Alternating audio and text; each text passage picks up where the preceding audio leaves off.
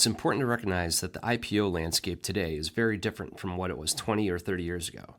Many of today's most successful companies remain private much longer than previous generations of businesses. Large pools of venture capital, private equity capital, sovereign wealth capital, and institutional investment have allowed companies to raise enormous amounts of money without entering public markets. As a result, a substantial portion of the early value creation often occurs before public investors have the opportunity to participate. The questions become a little different. How profitable can these businesses become? How much capital will they require? How durable are the competitive advantages? And what expectations are already reflected in the price investors are being asked to pay? Those questions ultimately matter just as much as the technology itself. Artificial intelligence is a good example. The technology is clearly powerful. The adoption curve appears significant. But investors are still working to understand what the long-term economics of the industry will look like.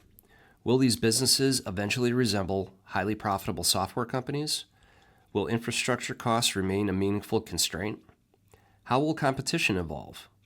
What will long-term margins look like?